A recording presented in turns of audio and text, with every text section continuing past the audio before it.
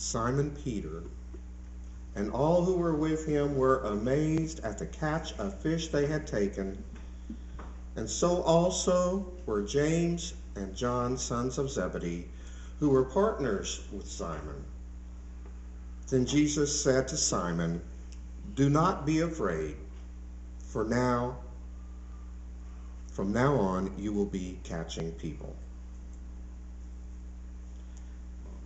It's unfortunate that some Christians, with a zeal for mission work, consider this text to be a fishing license of sorts, which grants them the right to take advantage of circumstances, such as the earthquake in Haiti. They prey upon the vulnerability of the country's poor.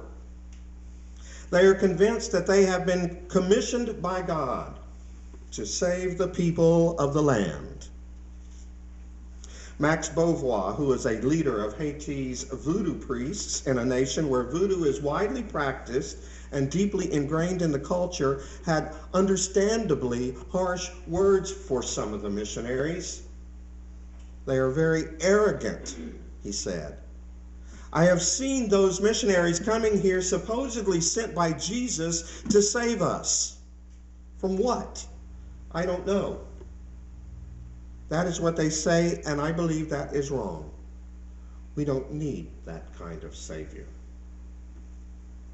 But the missionaries come to save anyway. They intend to save the children not just from poverty or neglect, but from Haiti itself. Get the children out of the country and into Christian homes in the United States. The promise of a more prosperous life is the fishing bait. And once it's taken, they hook the people and reel them in, claiming ignorance of the law of the land. The following news clip illustrates what lengths some of them will go to in order to catch people for Christ. It's been a confusing process. We have tried to figure out exactly what they wanted from us. But apparently they did know. In an interview overnight, this woman told us she warned them before they even entered the country. I really have to let you know that you're very likely to be stopped at the border, and you may even be, in trouble. Did you use the word trafficking? I did warn them that I thought people might regard them as traffickers, yes. So they can't claim ignorance. They knew that. They said, they say that, we're not traffickers, we're here to do the Lord's work. And Christine Tedeschi, a journalist who was nominated for a Pulitzer Prize for her reporting in Haiti, says the missionaries chose not to listen. They really felt like if it was the Lord's intention, they would be successful. The missionaries told us the children were orphaned by the earthquake. But it turns out half the kids aren't orphans at all. Their parents willingly signed them over, perhaps enticed by this flyer, promising a better future in a big house with a swimming pool.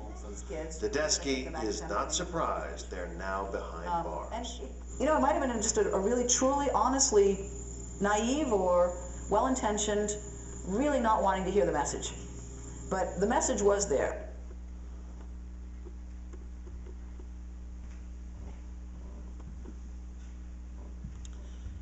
Cast the lure, hook them, and reel them in. Jesus told us to do just that in this morning's text, didn't he? Well, I'm really not so sure. For one thing, the method's all wrong. When Jesus said, "From now on you will be catching people," he wasn't talking about using a lure or bait to disguise the gospel message. You see, God's message doesn't need a disguise. And if it does, it isn't really God's message after all. The Sea of Galilee was known for its fish. And there were three main kinds of fish. There were the sardines. There were bini, which are a kind of carp. And there were mushed, a large fish about 16 inches long, weighing about 2 pounds. It's the last fish, the mushed, that Simon Peter would have been fishing for in this morning's text. You see, when winter comes, the mushed all congregate in shoals in warmer water. And they were gathered in not by a rod and reel, but with nets. Jesus, probably having seen a shoal of mush, told Peter to let down his net, and he made a successful haul. This morning's text has nothing to do with hooking the unbeliever with the gospel. Evangelism isn't about convincing others of our truth or getting them to accept our beliefs or our ways of life, but instead it is the practice of sharing and living the word that has transformed our lives. One person has said, the calling is not to hook people and drag them in.